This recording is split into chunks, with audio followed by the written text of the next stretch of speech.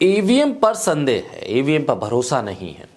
EVM को लेकर लाख सवाल है, न सिर्फ कांग्रेस या विपक्ष की किसी भी दल के, बल्कि 2014 से पहले तो बीजेपी के भी इतने सवाल थे कि एक पूरी की पूरी किताब लिख दी गई थी बीजेपी की तरफ से, और उस किताब को जनता के सामने रखकर बताया गया था कि ईवीएम पर भरोसा क्यों नहीं किया जा सकता, ईवीएम पर संदेह क्यों है।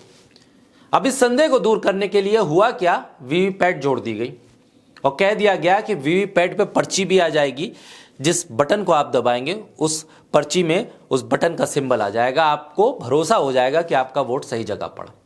लेकिन अब वीवीपैट को लेकर भी संदेह खड़े हो गए। तो ईवीएम के साथ वीवीपैट को संदेह दूर करने के लिए जोड़ा गया था, लेकिन ईवीएम के साथ वीवीपैट के जुड़ने के बाद संदेह और ज्यादा पुख्ता हो गए हैं और ज्यादा मजबूत हो गए। ऐसे में सवाल यह है कि इस संदेह को दूर करने की कोशिश चुनाव आयोग क्यों नहीं करता है। चुनाव आयोग सिर्फ यह क्यों कह देता है कि हमारी ईवीएम बहुत ही विश्वसनीय है, इससे छेड़छाड़ नहीं हो सकती। क्यों यह कह देता है चुनाव आयोग हर बार कि हम एक हैकाथॉन करवाते हैं, ईवीएम को आप देखिए, ईवीएम को देखने के बाद आप स्पष्ट तौर पर कह देंगे कि ईवीएम के साथ छेड़छाड़ नहीं हो सकती है, जबकि ईवीएम को हाथ लगाने से मना कर देता है चुनाव आयोग।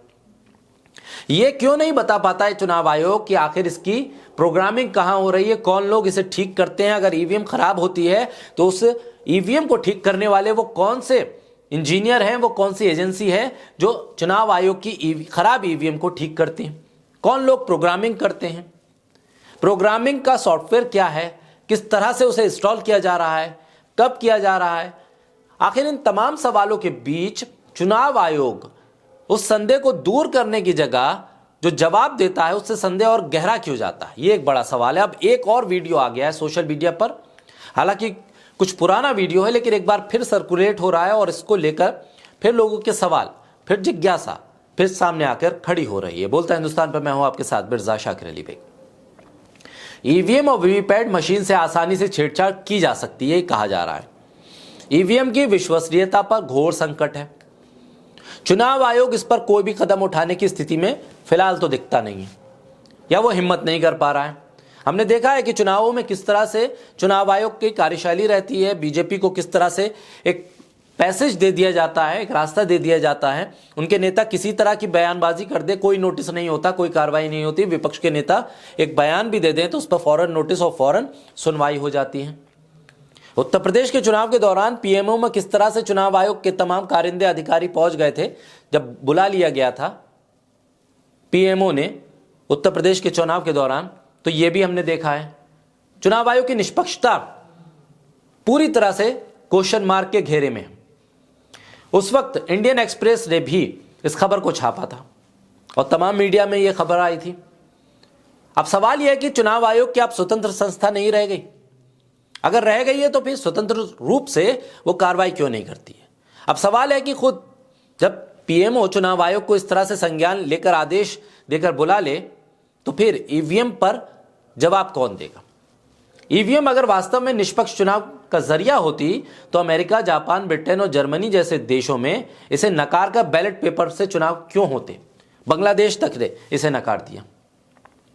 निश्चित रूप से ईवीएम पूरी तरह से संदेह के घेरे में है, इलेक्ट्रॉनिक डिवाइस है, कुछ भी हो सकता है। आप इसे फूल प्रूफ कैसे कह सकते हैं, इसे ऐसा कैसे बता सकते हैं कि यह अजर और अमर है। किस तरह से ईवीएम और वीवीपैट मशीनों में छेड़छाड़ हो सकती है, इसको लेकर एक वीडियो सामने आया है। सिंबल लोडिंग के समय जो प्रोग्राम डाला जाता है, उस समय किस तरह से इसे अल्टर किया जाता है, किस तरह से इस पर छेड़छाड़ होती है, इस वीडियो में बताया गया। इस वीडियो में यह भी बताया गया है कि ज्यादातर देशों यानी कि बांग्लादेश जैसे देश में भी वापस बैलेट पेपर पर लोग आ गए, लेकिन फिर भी भारत में ईवीएम और वीवीपैट को ही क्यों तरजीह दी जा रही है। एक वक्त था जब बीजेपी भी बैलेट पेपर की मांग करती थी, सत्ता में आने के बाद हालांकि उसके बयान बदल गए। एक सवाल यह भी खड़ा हो रहा है कि वीवीपैट मशीन में जो कांच का रंग है वो काला क्यों कर दिया गया है, सफेद था फिर उसे काला क्यों किया गया, इसको लेकर भी संदेह है।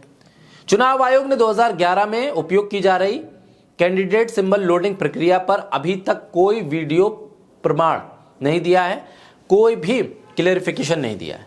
सिंबल लोडिंग प्रक्रिया का उपयोग केवल नापाक पैरामीटर को पारित करने के लिए किया जा रहा है, यानी कि आपके उस काले शीशे के पीछे बहुत कुछ हो रहा है, बहुत कुछ चोरी हो रही है, बहुत कुछ छुपाया जा रहा है।